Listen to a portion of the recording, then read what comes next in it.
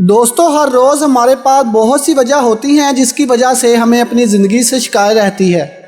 लेकिन कोई बात नहीं, तकलीफ़ें हर किसी की ज़िंदगी में आती हैं।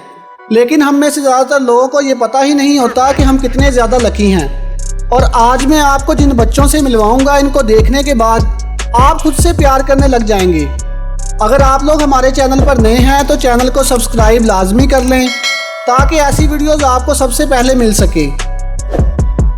Number 1, Johnny Quinn. दोस्तों, जॉनी क्विन का जन्म बिल्कुल आम बच्चों की तरह ही हुआ, लेकिन किस्मत को कुछ और ही मंजूर था। और जब जॉनी सिर्फ 4 साल का था तब इस शेल्टर में आग लग गई जिसमें जॉनी खेल रहा था। इसकी बड़ी बहन ने जैसे तैसे जॉनी को आग से बाहर निकाला। बदकिस्मती से तब तक आग ने जॉनी के जिस्म को 95% तक जला दिया था और डॉक्टर्स को पूरे 87 ऑपरेशन करने पड़े सिर्फ और सिर्फ जॉनी को जिंदा रखने के लिए। इस हादसे ने जॉनी की ज़िंदगी को बदल डाला। अब वो कभी भी आम बच्चों की तरह नहीं दिख पाएगा। जॉनी ने कहा कि वो 4 साल की उम्र से अपने इस जिस्म को झेलता आ रहा है। साथ ही इसने कहा कि काश वो उसी वक्त मर गया होता, लेकिन किस्मत से इस कहानी का एंड कुछ अच्छा हुआ।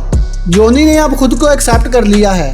बेशक अब वो पहले जैसा नॉर्मल नहीं दिख सकता, लेकिन इसे अभी भी शर्म आती है जब लोग इसे घूर घूर कर देखते हैं और इसे ऐसे देखते हैं जैसे वो कोई इंसान ही नहीं।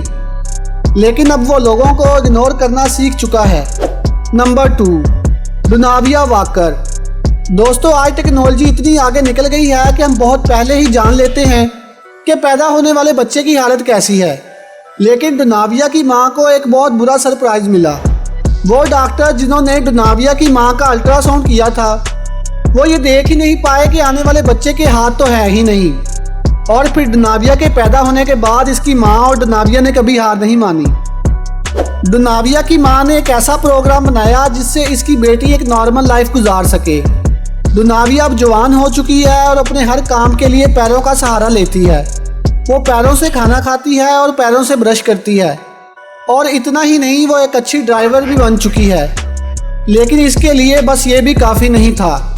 डुनाविया अपने मुल्क की मिलिट्री में एक स्क्वाड कमांडर भी है। नंबर 3, नोवा वाल। दोस्तों, डॉक्टर्स को यकीन ही नहीं था कि ये लड़का जिंदा रह सकता है, लेकिन इसके माँ बाप ने कुछ मौजज़ा होने का इंतज़ार किया।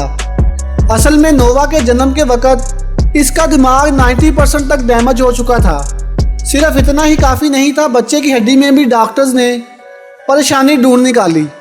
लेकिन हर मुश्किल को पार करते हुए नोवा जिंदा बच गया। इस बच्चे के बेइंतहा ऑपरेशन किए गए। इस बच्चे के माँ बाप पूरा दिन ऑपरेशन थिएटर के बाहर खड़े रहते थे, सिर्फ इसी इंतज़ार में कि इनका बच्चा ठीक हो जाएगा।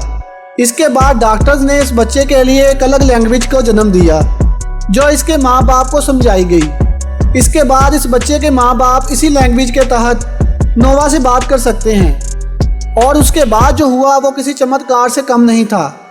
नोवा जब 5 साल का था, इसका दिमाग आम बच्चे से सिर्फ 20% ही छोटा था।